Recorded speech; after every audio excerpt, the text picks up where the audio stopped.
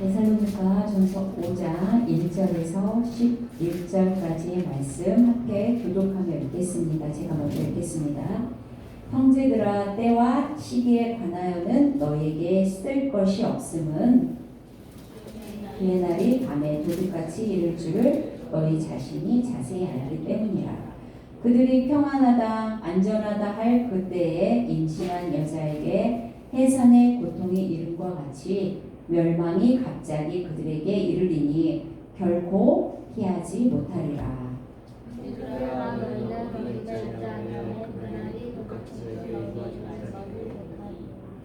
너희는 다 빛의 아들이요 낮의 아들이라. 우리가 밤이나 어둠에 속하지 아니하나니 그러므로 우리는 다른 이들과 같이 자지 말고 깨어 정신을 차릴지라. 자는 자들은 밤에 자고 취하는 자들은 밤에 취하되 우리는 낮에 속하였으니 정신을 차리고 믿음과 사랑에 소신을 지고 구원의 소망에 불을 쓰자. 하나님이 우리를 세우심은 노하심에 이르게 하심이 아니요 오직 우리 주 예수 그리스도로 말미암아 구원을 받게 하심이라.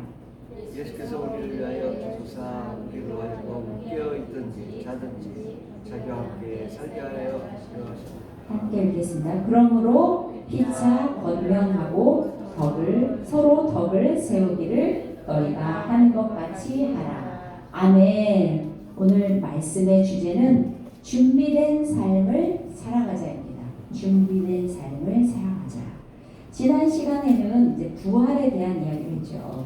이 데살로니가 교인들이 어떤 상황에 있다고 했습니까? 그들이 아주 힘들고 어려운 그 박해 가운데서 이제 주님이 오시는 것을 무척 기다렸죠. 그럼 주님이 오실 때 어떠한 모습으로 오실까?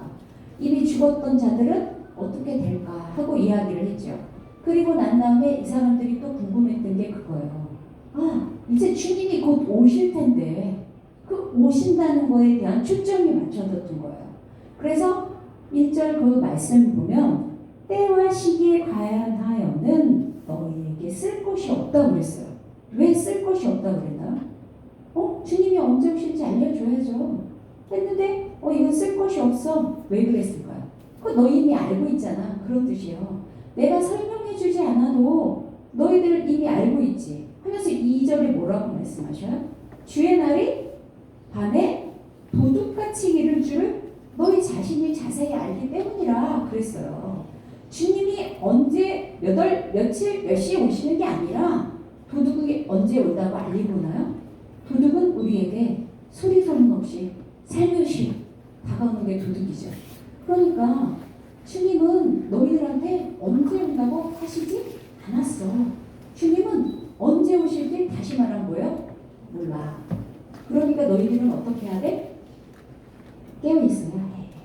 마태복음에도 예수님께서 그날과 그때는 아무도 모른다라고 하셨어요. 오직 누구만이 아신다? 아버지만이 아신다. 예수님도 모르신다고 한 거예요. 그렇기 때문에 우리가 예수님이 언제 오실지 모르기 때문에 언제 오시는지가 중요한 게 아니죠. 우리는 항상 이 시기에 초점을 맞출 때가 많아요. 그래서 사람들이 뭐라고 해요? 야, 지금이 마지막 때야. 지금이 마지막 때야. 마지막 때인 건 맞아요. 그런데 지금이 마지막 때라고 해서 주님 오시기만을 가만히 앉아서 기다리는 게 맞나요? 그럼 지금이 마지막 때라고 모든 사람이 다 나가서 막 나의 삶을 포기하고 복음만 외치는 게 맞을까요? 하나님께서 원하시는 건 무엇일까요? 이 당시에 마지막 때라고 생각해서 문제가 생겼다고요. 자신의 할 일을 하지 않고 이제 주님 내일 오실 텐데 뭐해? 야, 주님 오시니까 우리 여기 앉아서 예배만 드려. 기도만 해. 이런 문제가 생겼다고요. 그래서 그것에 대한 권면의 말씀들이 있는데 이게 이제 데살로니가 전서지만 후서에 관해서 또 그 말씀이 나옵니다. 그래서 너희는 언제 오는지 그 시기가 중요한 게 아니라 예수님의 오심을 네가 어떻게 준비할 거니? 그게 중요한 거예요. 그래서 오늘 말씀의 주제가 뭐라고요? 준비된 삶을 살아가자. 내가 예수님의 오심을 어떻게 맞이할 건가? 내 스스로 어떻게 준비하면서 나의 삶을 살아갈 건가? 그게 중요하다는 거죠. 그래서 4절, 8절 말씀에 보면 뭐라고 나와 있어요? 4절부터 8절 말씀까지 한번 큰 소리로 다시 한번 읽겠습니다. 시작.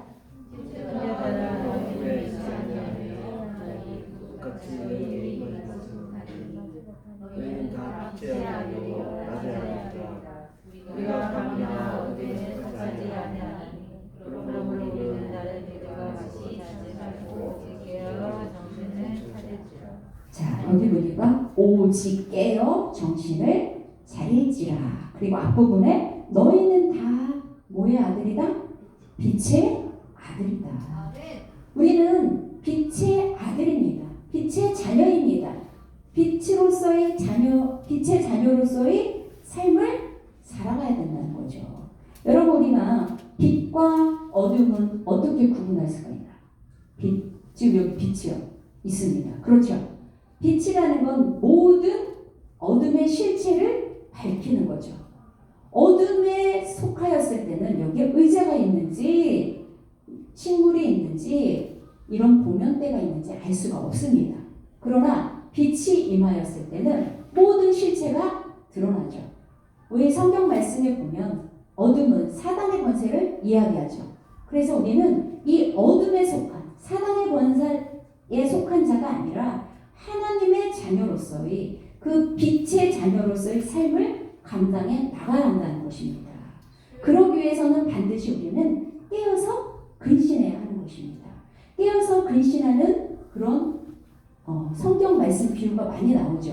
우리 열처녀의 비유가 나오는데 한번 슬기로운 기름을 준비한 슬기로운 처녀에 대한 이야기가 마태복음 25장 1절부터 쭉 이야기가 나오는데 한번 찾아보겠습니다.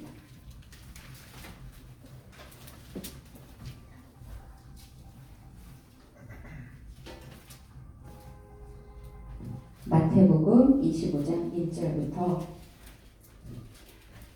같이 기록하겠습니다. 그때 천국은 마치 등을 들고 신랑을 맞으러 나간 열 처녀와 같다 하리니 그 중에 다섯은 미련하고 다섯은 술이 있는 자라.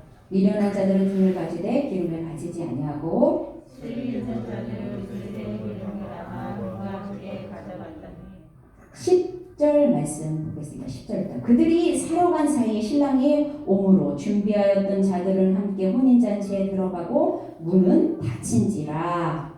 그들의 남은 처녀들이 와서 이르되 주여 주여 우리에게 열어주소서. 대답하여 이르되 진실로 너희에게 이르노니 내가 너희를 알지 못하노라 하였느니라. 그들이 회하사 너희는 그날과 그때를 알지 못하느니라. 여기서도 말씀에 나오죠. 그날과 그때는 알지 못하느니라. 알지 못한다고 우리에게 분명하게 말씀해 주셨어요. 그랬는데 한동안 우리나라에서도 몇 년, 몇 월, 며칠, 몇 시에 예수님이 오시겠다고 해서 난리가 난 적이 있었죠. 우리나라만 그렇겠어요? 세계적으로도 문제가 되는 그런 것들이 많이 있겠죠. 그리고 이제 우리가 이렇게 깨어 있어서 근신하면서 그럼 어떻게 해야 될까요? 우리가 그냥 깨어서 근신하면서 가만히 앉아 있어야 할까요? 아니죠. 우리가 하나님의 자녀로서 오늘처럼 이렇게 예배도 드려야 하고 또 기도도 해야 되고 말씀에 바로 서야 되고 전도도 해야 되는 것입니다. 우리가 어제 전도를 나갔어요. 전도를 나갔는데 비록 짧은 시간 전도를 나갔지만 저도 이제 학교 다니느라고 좀 쉬었다가 전도를 나갔는데 깜짝 놀란 게 있어요. 뭐냐면 아이들에게 예수님이 누구냐고 물어보니까 예수님이 누군지 모른다는 거예요. 그리고 그들에게 교회를 가본 적이 있느냐 물어봤는데 한 번도 교회를 가본 적이 없대요. 오히려 좀 연세가 있으신 분들에게 교회 다녀보신 적 있으세요? 그럼 초등학교 때 가봤지. 어릴 때 주일학교 때 성탄절에 선물 받으러 가봤지. 이런 말씀을 거의 다 하세요. 제가 아래층에 내려와서 기도를 해도 그분들은 한 번쯤은 가봤어 라고 이야기를 하셔요. 예수님 누구예요? 들어봤어. 그런데 오히려 어린이들은 예수님이 누군지 모르는 거예요. 너희들 성탄절이 무슨 날이야? 몰라요. 손타고 선물 주는 날이요. 이렇게 반응을 하더라고요. 그래서 제가 그 아이들에게 예수님의 생일이야. 그럼 예수님의 생일이라는 건 분명히 그 예수님이 이 땅에 태어났다는 거지, 살아계셨다는 거지 하면서 이제 잠깐 동안 이야기를 나눴는데 정말 우리가 심각하게 생각해야 될 게 뭐냐면 지금 우리나라는 미전도 종족으로 가고 있는 게 맞습니다. 정말 우리가 깨어서 근신하며 해야 될 일은 뭐냐면 복음을 전하는 거예요. 왜 우리가 복음을 전해야 하냐면 그것은 이미 하나님의 계획 가운데 하나님은 온 인류를 구원하기를 계획하셨어요. 그 계획 가운데 예수 그리스도를 이 땅에 보내주신 거죠. 그래서 그 예수님을 통하여서 먼저 우리를 구원해 주셨어요. 그럼 먼저 구원받은 자녀로서의 해야 할 일은 빛의 자녀로서의 해야 할 일은 반드시 복음을 전해야 하는 것입니다. 아멘. 우리가 정말 하나님 뜻 가운데서 우리가 무엇을 어떻게 하면서 주님의 오심을 기다려야 될지를 반드시 기억을 해야 합니다. 정말 내 자신이 충만한 것도 좋고 내가 성령 충만한 거 당연히 필요하죠. 내가 성령 충만해야 복음을 전할 수 있으니까요. 그런데 나만 성령 충만하고 나만 기도해서는 안 된다는 거예요. 내가 성령 충만하고 내가 주님의 말씀으로 충만하여졌으면 이 복음을 들고 반드시 나가서 나의 가족에게, 나의 형제에게, 나의 이웃에게 증거를 해야 된다는 거죠. 그리고 이제 우리 그 다음 말씀 보겠습니다. 이제 9절 말씀부터 보면 또 어떤 말씀이 나오나요? 9절 말씀 한번 읽어보실까요? 시작. 하나님이 우리를 세우시는 거하심에 이르게 하심이 아니요 오직 우리 주 예수 그리스도로 말미암아 구원을 받게 하시니라. 아멘. 여기 보면 하나님의 계획은요 노하심이 아니라고 그랬어요. 하나님은 심판, 하나님의 심판하면 어떤 생각이 들어요? 심판이라 그러면 우리가 요새 재판하는 모습을 많이 봤는데 잘못된 것만 막 꾸짖잖아요. 그렇죠? 그러니까 심판, 재판하면 뭔가 책망하는 거고 마지막 때의 심판 하면 뭔가 하나님이 책망하실까? 그게 아니라 하나님 그 마지막 심판 때까지 너희를 책망하려는 것이 아니라 너희를 구원하려는 게 더 중요해. 그래서 우리가 복음을 전해야 한다는 거예요. 하나님은 그렇기 때문에 예수님을 통하여 모든 인류에게 복음이 증거돼야 한다고 그랬죠. 복음이 전파돼야 한다고 했죠. 그렇기 때문에 우리는 복음을 증거해야 되는 하나님의 자녀로서의 삶을 살아야 한다는 거예요. 우리는 내가 예수를 믿지 않으면 하나님한테 저주받아서 심판받아서 지옥 가는 거 이게 무서워서 예수를 믿는 사람이 사실은 많아요. 저도 역시 그랬습니다. 나만 천국 가면 되지. 내가 예수 믿고 천국 가면 되지. 뭘 굳이 싫다는 저들에게 복음을 증거해야 하나. 이런 마음이 많았어요. 그런데 하나님은 나를 구원하시기도 하지만 나를 포함하여 전 인류를 구원하기를 소망하신다는 거죠. 그게 하나님의 뜻과 계획이시라는 거예요. 우리가 그것을 몰랐을 때는 나 자신이 믿는 게 최우선이었지만 이제 우리가 하나님의 뜻이 어떤 건지 알았잖아요. 그렇죠? 그러니까 우리가 그 하나님의 뜻을 이루기 위해서 함께 주님의 일을 해가야 하는 것입니다. 그러기 위해서 우리는 여기에도 보면 믿음과 사랑과 소망을 가지고 하라고 했죠.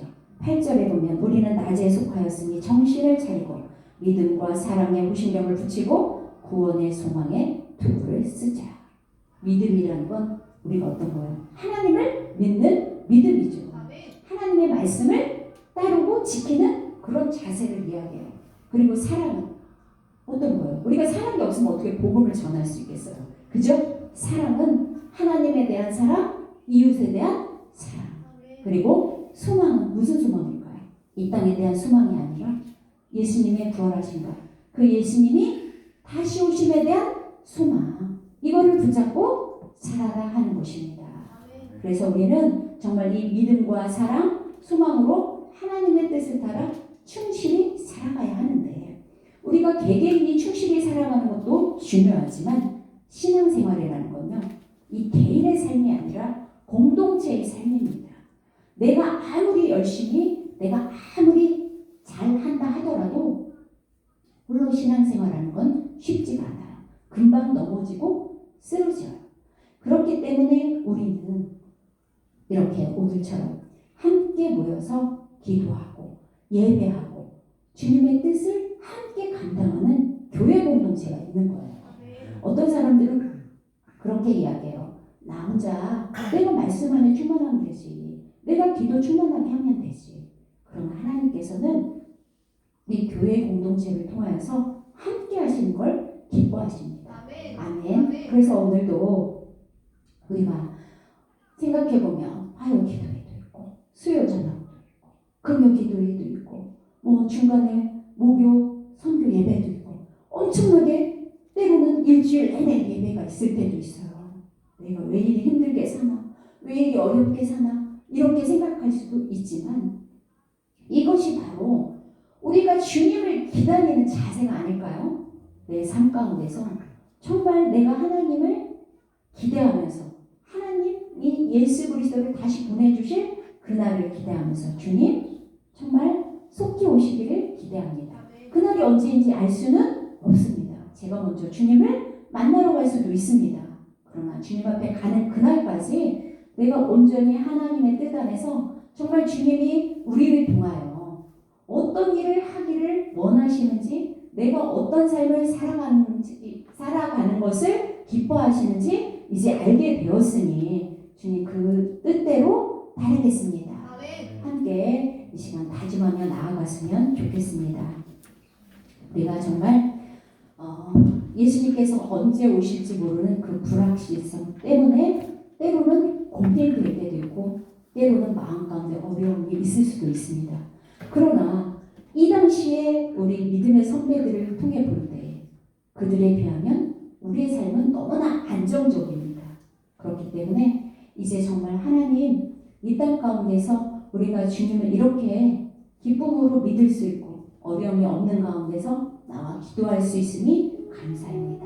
먼저 고백하시고 하나님 이렇게 좋은 교회를 주셨고 우리에게 시간을 주셔서 주님 앞에 예배할 수 있도록 하셨는데 때로는 주님 앞에 예배하지 못하고 때로는 주님 앞에 기도하지 못했습니다.